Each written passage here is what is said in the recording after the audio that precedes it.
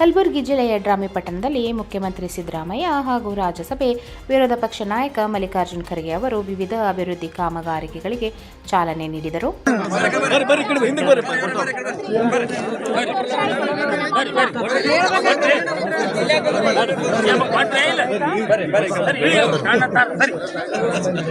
ಯಡ್ರಾಮಿ ಪಟ್ಟಣದಲ್ಲಿ ಆಯೋಜಿಸಿದ ಬೃಹತ್ ಸಮಾರಂಭದಲ್ಲಿ ನೂತನ ಪ್ರಜಾಸೌಧ ಮತ್ತು ಕೆಪಿಎಸ್ ಶಾಲೆಗಳಿಗೆ ಆಡುಗಲ್ಲು ಹಾಗೂ ವಿವಿಧ ಇಲಾಖೆಗಳಿಗೆ ಕಾಮಗಾರಿಕೆಗಳಿಗೆ ಶಂಕುಸ್ಥಾಪನೆ, ಉದ್ಘಾಟನೆ ನೆರವೇರಿಸಿ ವಿವಿಧ ಯೋಜನೆಗಳ ಫಲಾನುಭವಿಗಳಿಗೆ ಸೌಲಭ್ಯ ಒದಗಿಸಿದರು.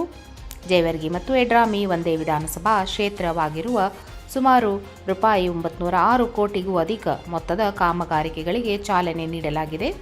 ಗ್ಯಾರಂಟಿ ಯೋಜನೆಗಳಿಗೆ ಅನುದಾನ ನೀಡುವ ಜೊತೆಗೆ ಅಭಿವೃದ್ಧಿ ಯೋಜನೆಗಳನ್ನು ಕೂಡ ಆದ್ಯತೆ ಮೇರೆಗೆ ಅನುಷ್ಠಾನ ಮಾಡಲಾಗುತ್ತಿದೆ. ಇದು ನಮ್ಮ ರಾಜಕೀಯ ಬದ್ಧತೆ ಎಂದು ತಿಳಿಸಿದರು.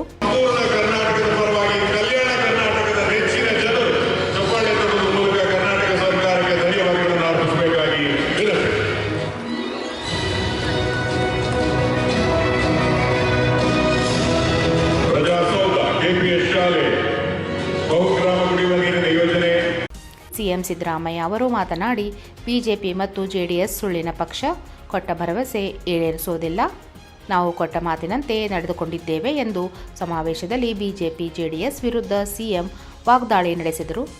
ಕಾರ್ಯಕ್ರಮದಲ್ಲಿ ಭಾಗಿಯಾದ ಎಐಸಿಸಿ ಅಧ್ಯಕ್ಷರಾದ ಮಲ್ಲಿಕಾರ್ಜುನ ಖರ್ಗೆ, ಡಿಸಿಎಂ ಡಿಕೆ ಶಿವಕುಮಾರ್, ಸಚಿವರಾದ ಶರಣ್ ಪ್ರಕಾಶ್ ಪಾಟೀಲ್, ಪ್ರಿಯಾಂಕಾ ಖರ್ಗೆ, ಕೃಷ್ಣ ಭೈರೇಗೌಡರ್, ಮಧು ಬಂಗಾರಪ್ಪ, ಕೆಕೆಆರ್ ಡಿಬಿ ಅಧ್ಯಕ್ಷರು, ಶಾಸಕರು ಆದ ಅಜಯ್ ಸಿಂಗ್, ಶಾಸಕರಾದ ಅಲ್ಲಮ್ಮ ಪ್ರಭು ಪಾಟೀಲ್, ಎಂವೈ ಪಾಟೀಲ್, ಚಂದ್ರಕಾಂತ್ ಪಾಟೀಲ್ ಸೇರಿ ಹಲವರು ಮುಖಂಡರು ವೇದಿಕೆಯಲ್ಲಿ ಉಪಸ್ಥಿತರಿದ್ದರು.